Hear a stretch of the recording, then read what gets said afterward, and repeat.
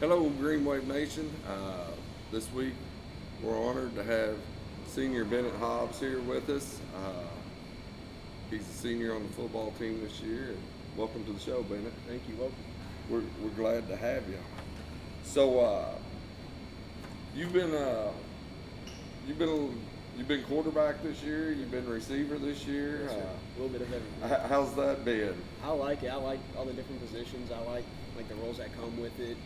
Maybe like having to learn a new spot. Kind of. I mean, it's not really a whole lot of learning because it's not that hard to learn it, but I like it. Well, I was going to say the first game against Henderson, you had a big touchdown reception, and then week 2 you come out and Caden went down, and you stepped right in that role and did an awesome job at quarterback. And then this week you're back at, or last week you were back at receiver and had another great night. Got touchdowns every night. And what do you play on defense? Defense, I play safety. I'm a strong side safety. You like playing defense? I like defense. It's fun. It's a lot funner to give it out than take it. And you've had some big games, which week 2 you didn't get to play defense because you were quarterbacking. But so maybe kind of tell us, now that you've been all the way through the program, what's it mean to be a part of Meade County football? Oh, I love it. Ever since I was little, I've been watching the games. I've been coming to the games. I was water boy for a little bit when I was younger. Oh, really? Yes, sir. So I love it. I love Meade County. I love the football team. I really like it. So you've seen it from the ground floor up. Oh yeah. From the water boy to the starting senior. And my dad played here too, and he went to high school. Oh, did he? He played here 3 years. So following in his footsteps. Oh yeah. Yes, sir. That's awesome.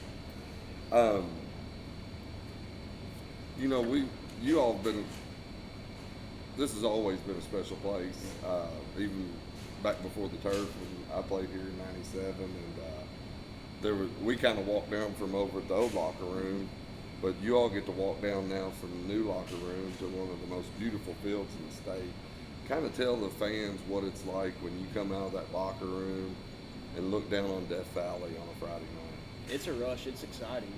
You come out, you come out the locker room. There's always people up on the deck standing there cheering. The lights are on. You see the fans.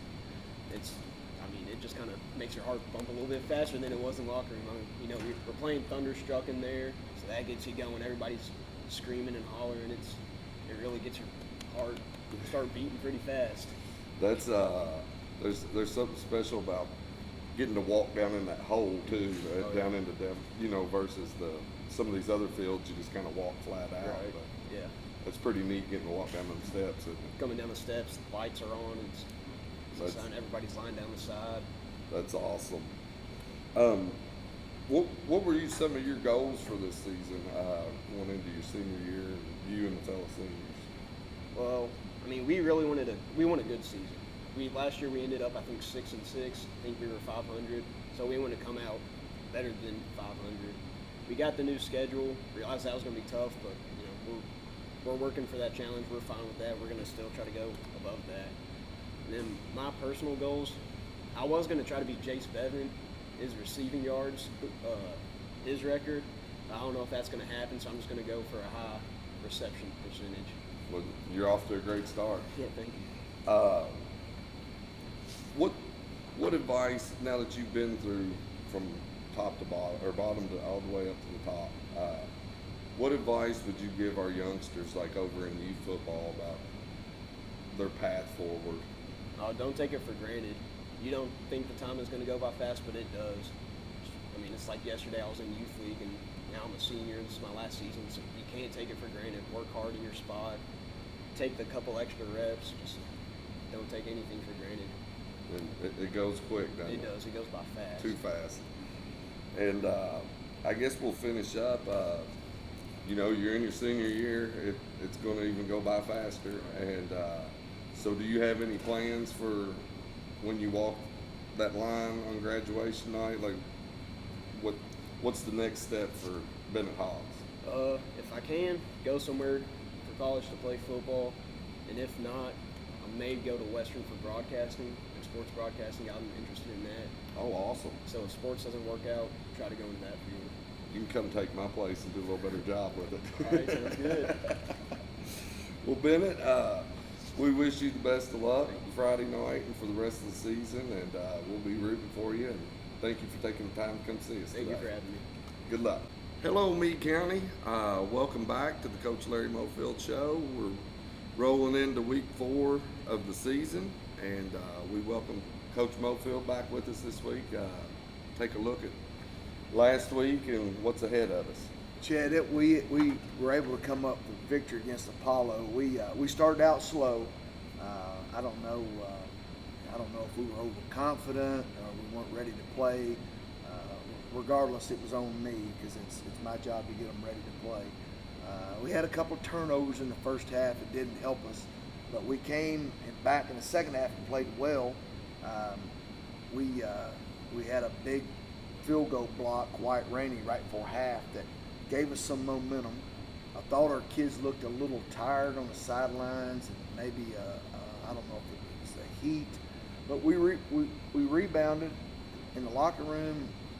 We just challenged our kids. Said they're not really. The only thing they did differently was they played a 4-man front instead of a 3-man front. But football's not that complicated. It's either an odd or an even front. I think sometimes people want to make it a little bit more complicated. It is.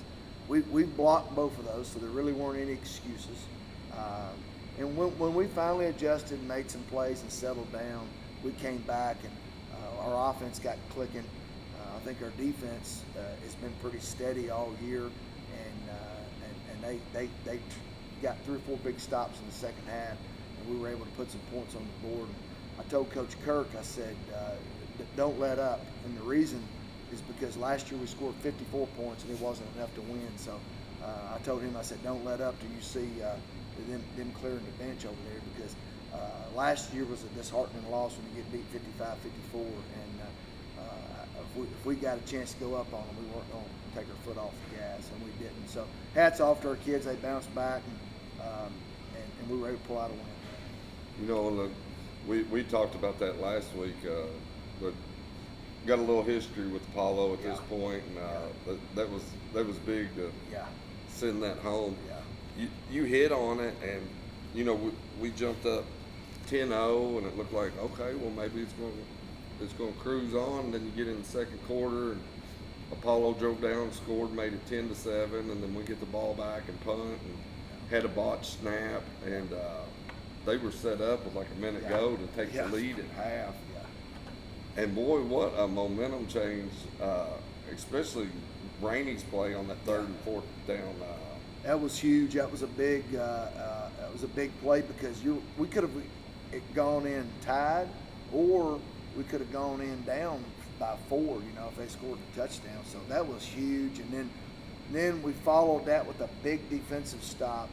I chose to take the ball, which is kind of uncharacteristic, but I felt good about us being able to move the football, not necessarily because it was Apollo, just because I feel like our offense has been clicking throughout the year. So I felt like, taking the ball and letting our kids, see what we could do with it, and we did. And so that means we didn't get it in the 3rd quarter. So our defense had to come out with a stop. They rose to the occasion, and then we, I think Cruz, I think it was on that our opening drive of the 3rd quarter, Cruz ran one for 77 yards, which I've been waiting for that, because I know the type of speed that he has, and I knew that at some point he was going to bust one, because he's one of the fastest, if not the fastest kid on our team. So it was a matter of time. He's had 2 100-yard rushing games back to back, and I think Cruz would probably be the first guy to tell you that he can't do that without the 5 or 6 guys that are in front of him. Our offensive line has done a good job, and I think those are kids that never get any credit. I mean, they're never going to get their name in the paper for a touchdown. They're never going to get their name in the paper for making a good block. So you have to really feel good about playing the game if you're an offensive lineman, because you feel good inside, because nobody's going to come up and pat you on the back and say, hey, way to make a nice block. They're going to pat every skill kid on the back, the running backs, the quarterback, the receiver kid. But we like to refer to our linemen as big skill, because they've got skill too. So hats off to those big guys up front. We couldn't do it without them. And Cruz, I think, will tell you, and Cade and the receivers, they can't do it without the big guys either. Well, I was going to say that 77-yard run he had, which just further swung the momentum because you had the big stop at the, you know, it felt like it could have went the opposite way real quick, but you know, the defense is stopping in that. But when he stepped into that hole, it was a gaping hole. He had to make a pretty swift move on the second level, it looked like, to break it loose. But those linemen had him. We have some experience coming back. Well, we have two kids that you know, Thomas Fox and Ethan Spencer, and then Backer Robinson is our left guard, and Jesse Bevan is our center. And those are two sophomores. But they have one thing that you can't coach. They have size, and they're only going to get better. You know, Jesse's a physical kid, and Backer is too. We challenge Backer every day to be more physical. They're two of the nicest young men, along with Ethan and Thomas Fox, and then our right tackle really is our only senior on the offensive line. It's Eric Carmen, but we can also play Bryce Clark here. We feel like between Bryce and Eric, they're kind of interchangeable, so we can play one of them on offense, play one of them on defense. Bryce has really kind of come into his own on defense. He was a kid that has gotten better and made himself more athletic in the weight room. People don't understand the importance of the conditioning and the training we do. A lot of people, they love football, but they show up on Friday nights and they think it begins and ends there. Well, this thing starts in January and it rolls on. Well, you take a kid like Bryce Clark, had he not had an off-season program to work on his hip flexibility and his strength, I don't think he'd be the player he is right now. His hips were high, they were tight, he couldn't squat parallel, and now he can. But those are things that fly under the radar that nobody understands except for people that have probably played football or they're close to somebody that plays, either a player or a coach. There's so much that goes into this that, you know, and everybody wants to win. I mean, the people in the stands, they know exactly what play to call and not to call, and they know what to do. But there are a lot of things that go into to winning is hard, to being successful. Winning at this level is hard. Some people may say, well, Coach, you played two teams and hadn't won a game, but you know, 6A football, it's hard to win. E-Town will win some games for the years over. I think Apollo will win some games. Apollo's young. They're going to have a bunch of kids back next year, so we're probably going to see the same team, you know, next year as we saw. Like the coming season, next year as we saw this year. Yeah, and that was something on the, you know, the defense. We hadn't really talked about your defensive line much this year, but it seems like every game they're getting more physical. They're getting better penetration. It felt like they had that quarterback never was able to really set his feet. Yeah, I agree with you. You know, Coach Myers it kind of leads our defensive line, and Coach Trotter helps them. But those two guys, again, those defensive linemen are unsung guys. If they control the front by keeping the offensive linemen off the linebackers, our linebackers should lead the team in tackles. Defensive linemen probably aren't going to lead because they're going to get double teamed a lot. They're going to get blocked by, you know. So, but if they do their job, they probably don't have very many tackles, but it allows the linebackers to make plays. So I thought our tackling at times was better Friday night. I think Coach Scott will tell you he's disappointed toward the end. We started getting a little sloppy.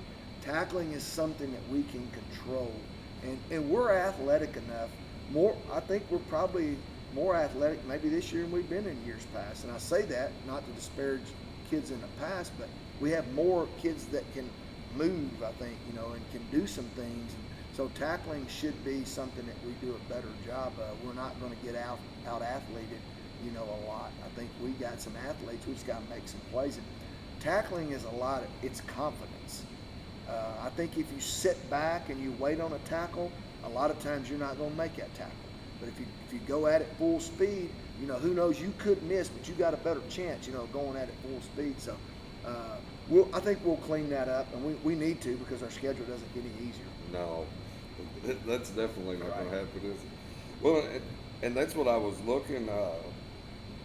One nice thing, I guess you could look at it different ways, but I think you would probably look at it more as a positive. There's been a different leading tackler every week.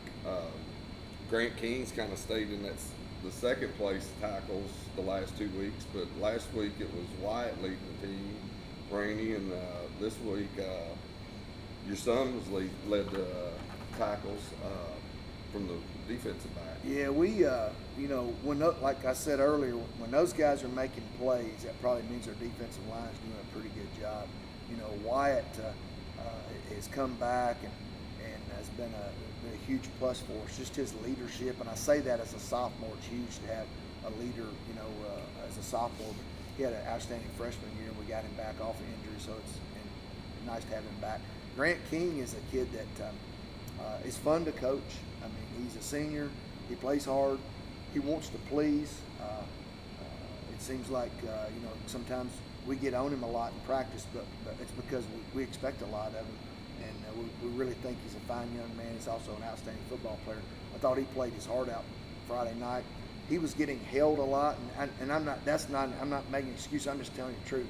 I told Victor Bush, who's the white cap of the game, I said, Victor, we're going to have new jerseys on Saturday because they're pulling them off of us. And Victor says, Coach, I only call the obvious ones. I said, well, they all look obvious to me. But anyway, Grant was getting kind of mauled out there, just to be honest. I mean, I'm telling you, and he kept his head because in that situation, it's easy to lose your head sometimes because you're not getting those calls, and they were obvious to me. But anyway, Grant played well, and Braden came up and had some plays from the safety position. A week before, I had challenged him because he had missed some tackles in the E-Town game. You know, those safety positions are key, and he has big shoes to fill because Jay Fortner was our safety last year, and Jay would bring it.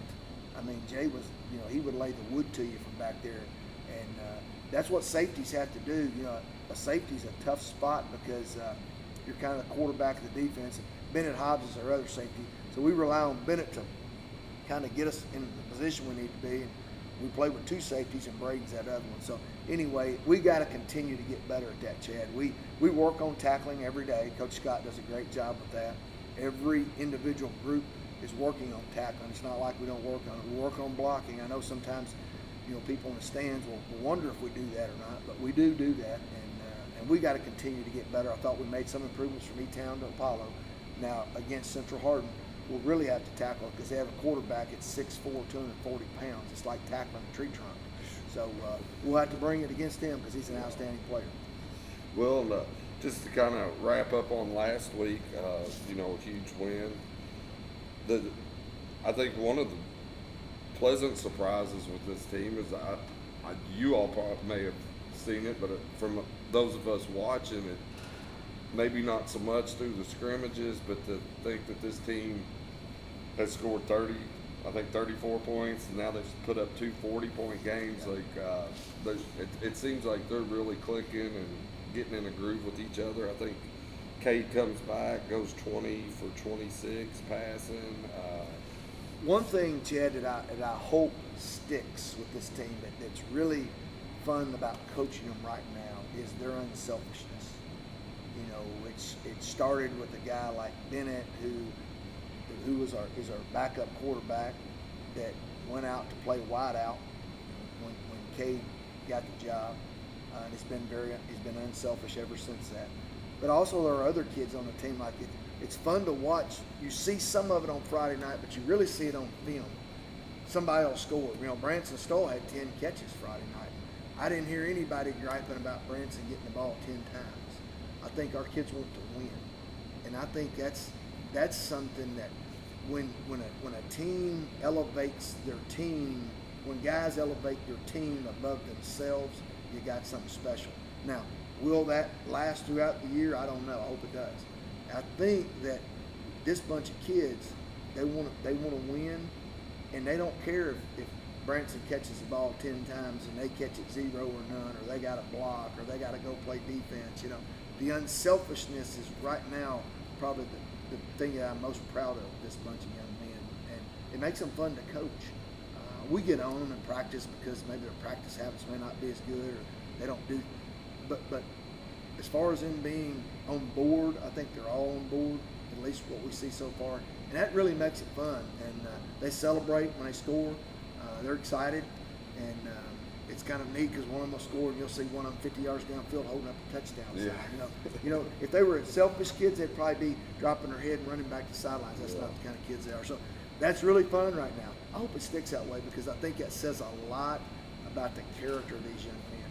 And at the end of the day, that kind of things last you a lot longer in life than winning football games, and I think that character will keep revealing itself as they go on throughout their lives. They really are a fun bunch to Yep. watch. I think you had to get on a few of them Friday there after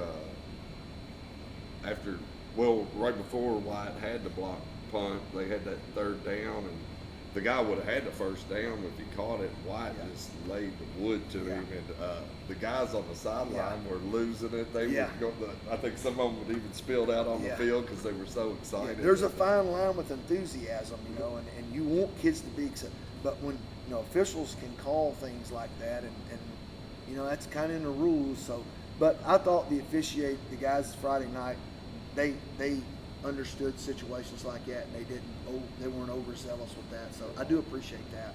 I do think that Crew Friday night, I think our Mid-Kentucky Official Association, I'd get a plug in for them. I think they keep the game clean too, and I appreciate that from them. I've told the assigning secretary Andy Strain that one thing about it, the Mid-Kentucky officials don't let a lot of nonsense go on the field, and they don't. So, but anyway. Enthusiasm is great, but you got to make sure you do it within in the confines of the field and where you're allowed to be. So, well, I guess the one last point was, the Henderson game penalties were played. When we talked about some of them, a lot of us didn't think were necessarily the right calls, but that's going to be part of the game. But we shot ourselves in the foot on some of it too, especially with losing our goal and stuff. You're right. It seemed like E-Town was a little bit better, but there was still some but it seemed like last week, for the most part, you got that cleaned up. And we got to continue to do that. You're right. We can't beat ourselves with foolishness, and we got to keep our composure. We tell the kids all the time, think of the worst thing that somebody can say to you. What's the worst thing somebody can do to you? You got to walk away. And that's not typically how we react in life sometimes. But again, that goes back to my team is more important than me. And when you get that kind of unselfish mentality, and hopefully we're growing with that too. So, I think we're cleaning that up. And usually it's a second guy that gets called on something foolish. I mean, that was evident in Henderson County. One of our kids gets his head shoved in the ground, and the official's standing right there, and he doesn't throw a flag. When our kid throws a punch, which you can't punch, he gets thrown out. But it's that second. So you're right. Part of that is maturity. You got to be mature. Some of the kids that do that sometimes aren't the kids that have played a lot before. This is their first action, so they're learning to do that. So, but I think you're right. We did a better job against Apollo cleaning that up. Well, and sometimes just from experience, when you're on the bottom of that pile, some of these teams they're not being the nicest. You're absolutely right. I think that's they're going on. Gouging, It's a lot of stuff that goes on that people don't know. You're absolutely right, and it's tough. It is, especially in a game that's so emotional as football. I mean, you're out there as gladiators, so it's hard to tone it down. You're right. So we'll kind of switch gears, and we're going up against a very familiar team that we played every year since they've existed. We're going over to Central Hardin, and I was looking on paper. This looks really even. You're both two wins, one loss, and ironically, I know you can't judge it completely by this, but I found it ironic that they played Henderson County last week, and we were this far from beating Henderson 36-34, and they beat Henderson last week 36-34. So it's going to be. Anytime you have to go to Central Hardin, it's always tough. Coach Manley does a great job. They're always well prepared. They're fundamentally sound. It's like going into. They're huge. They're not as big as they were last year. Last year may have been the biggest high school football team I've seen in 33 years of coaching. And they have a lot of their skill guys back. Their big skill guys graduated, but they still got some big guys coming back. So their quarterback's back. He's if we had him, he'd probably be an offensive tackle for us. He's 6'4", about 240. The Spurrier kid. He's a Division I baseball player. Who knows? He may end up getting drafted. He's an outstanding football player as well as a baseball player. It'll be tough. They're solid in all three phases of the game. We anticipate them playing a 3-4 against us or 4-3. As I said earlier, football's not as difficult as far as what scheme to run as people make it out to be. It's either an odd or an even front. Now they can do some stuff with that, but Coach Manley's always been, they play a fundamental sound defense. They don't always take a lot of chances. They'll blitz some, but they're not going to sit back and blitz all night. They're going to do things right. They're going to keep their outside shoulder free. They're going to be in their zones where they're supposed to be. They're going to cross face. All those things that you're supposed to do, they will attempt to do. So they'll be well coached. Offensively, they're a hybrid wing tee. They're going to run wing tee out of shotgun, out of a pistol set. They love to run buck sweep. They love to run trap. They love to run counter, misdirection. They really have three backs that they'll get the balls in their hands. The biggest wild card or X factor in the game is their quarterback. They will lull you to sleep running jet sweep, and then boom, he pops one. Last year, I don't have the stats, but I'm guessing he carried it 15 to 20 times last year's game. I look for the same thing to happen this year. So we'll have to tackle well. We'll have to move the football, because if you don't move the football, now you're giving them the ball, and they are quick strike, but most of the time they can throw it in quick strike, but most of their quick strikes come on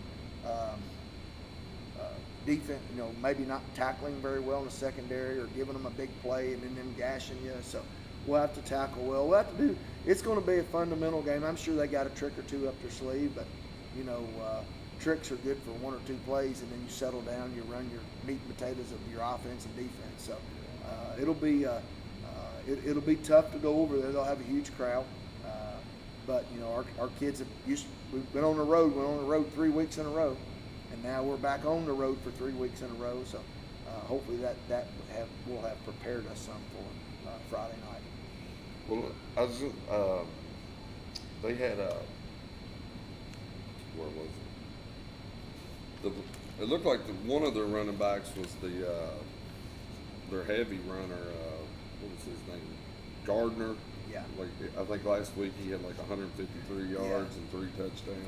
Yeah, they disperse it well. The wing T offense, when you run it well, you can disperse the ball amongst all three, the fullback, the 2 wings, and in their situation they use the quarterback too. So now you got 4 guys back there, and then they throw it well enough. So their ball distribution is pretty good on offense. You can't focus in on just one guy.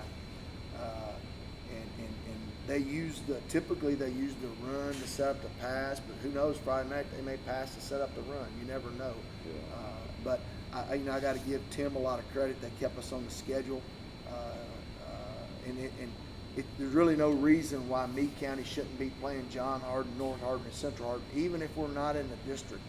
I don't want to drive 2 hours to play Henderson County, because I just don't want to. We got games here that we can drive 30, 40 minutes to play. So we're not in the district with Central anymore, but Tim and I worked it out where we could play each other. We weren't able to work anything out with North, and then John, they just don't want to play. I think they're going through some downtime, so they decided not to play us. When we were in downtimes, we played everybody. I was going to say they should have back away when they were in the up. But anyway, hats off to Central for keeping this thing going. I think it's close, and I think it's hopefully 2 pretty good football teams. Well, and that's the thing is, if you're a football player, you're going to get up for any game. But the tradition with these Hardin County schools, it's just a little bit, it's a little bit different than going down to Henderson. Right, and that's what we've been in a district, matchup with them for years, and then that got broken up. That was really out of our control, and that may come back into being one day. But we know that's not going for the next 2 years. This year, next year, it's not going to be a district game. It'll just be a non-district game. But every game, Chad, in football is important. Some people will talk about district. Well, obviously there's some ramifications there. But I'm telling you, 10 games, the preparation that goes into a 10-game schedule, no one quite understands unless it kind of goes back earlier, unless you're a parent that knows what your son's gone through, or you've played it, or you're a family member, or you coached it. There's a lot of work goes into a short season, and that's the other thing. I got a lot of respect for these kids and kids in the past that have played football, no matter where you play, because there's a lot of work goes in a short amount of time, and you really have to love it. And I think these kids that we've got out here now love it. And we lost a few kids before the season, and they didn't have the passion and desire and the drive to do it anymore, so they decided to do something else. But I tell you what's happened in that meantime is we got the kids that want to be out there now, and you can't really put a price on that. The kids that want to be there, I think, and those kids have stepped up and maybe taken some spots that those other kids, could have potentially been in. And well, they're not there, and I'm gonna focus on the kids we got right now, and I'm excited about the kids we have on the team. Man, they are turning into, well, they're not turning into, they are a fun bunch to Yeah, watch. they play hard. And we got a little athleticism, and they carry themselves, well, I think. And I think they like to win. They like to compete. I mean, that's the biggest thing. You're not going to win every game you play, but man, it's that competitiveness and the desire to win and be successful that, as a coach, you really are proud to see your kids do that. Well, we look forward to. We hate to leave this beautiful field this week. It's been nice to. I don't know. You're going to find a better looking field. We got in the a state great. of Kentucky. We got a great facility here, and our board of education a few years ago, I think led by a couple of key board members, decided that this was the direction they wanted to move. And in fact, there's one of them I see quite often in the community, and I make sure I acknowledge what they did on that board, because without those one or two people, I don't think this would have been possible. And I still ask a few people that were in our administration. I said, "Do you think anybody's disappointed we got this place now, because we have graduation on it, and the field's dry, and it would have been a crying shame for us to keep the existing field, I think, that we had down there, and put that beautiful rock wall and that track around it. It's hard to grow grass down there. You beat it off when you have multiple activities. That right there is going to last for a long time. Most schools around it, the Hardin County schools, all 4 Hardin County schools will have it within the next 2 years. Central's the last one to get it. They'll have it next year, not this year. John's got it, North's got it, E-Town has it. Most of the Jefferson County schools are going with it. So, it won't be long. I think Breckenridge County's tossed around the idea about putting it in. I think, I don't know the studies, but I think it's pretty cost effective too. Like you said, it's beautiful. People come to here and they kind of say what you say, Chad. You got one of the nicest facilities in the state of Kentucky. So it's something for us to be proud of. There's multiple things that go on in there, and I think the band will tell you how excited they are to march on it. They've hosted activities. Yeah. The soccer team's been on it. I think some people wanted to say, this is a football only thing. Well, it's not. Those people aren't educated in it. There's a lot of activities going on other than football, and that's what we want. As football coaches, we want everybody to enjoy it. So, but anyway, you're right, and thanks for bringing that up. Well, I know when I was leaving the other night, some of the Apollo parents were standing there talking to some of our fans, and they're like, and I just happened to hear them, and they're like, "Man, this is the most beautiful field we've ever been to. Yeah. How long have y'all had that?" And it made me feel good, because especially coming from Lee County, because I come from back when we played Joe Jaggers, and he'd be down there after we beat them, pulling up grass and throwing it at Coach French, your cow pasture. Yeah, that's true. That's a true story. You're right. And you've got big Owensboro teams coming up here, and they're in all of us. So it's a testament to the kudos to the school board for doing that, because, well, just the football game. You've got the band, you've got the dance team, you've got the cheerleaders, you've got the girls basketball selling donuts. It's a lot more going on. It's pretty awesome, especially and to be able to to at the very end to be able to win a game like that, and to see our kids go over with our student section. I think our band will get involved in that. Mr. McGee and I have talked about that. Just the in a community like ours, it's special, and it's been special since 1965. When they had the first JV team, and it's just a rallying point, I think, on Friday nights. And I just like to say, there's been a lot of people who have stuck by Meade County football.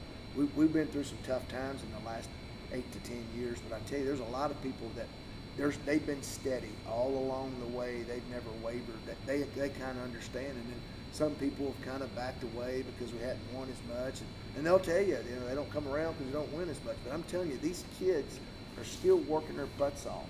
And at the end of the day, it's about the kids. It's not about the coaches, not about the administration. It's about the kids. They're out there working their butts off. They want to win. They prepare to win. And I think by people coming out, and it honors our young men and what their efforts are on Friday night. Absolutely. And it's good to see them out there at the end of the game with the pep club and singing the fight song. It's fun. It gives old alumni cold chills. Well, Coach, we wish you the best of luck when you go over to Central this week, and hopefully we take the claws out of those Bruins, and we'll get back together same time, same place next week. So y'all make sure if you can get out Friday and you want to go watch a great game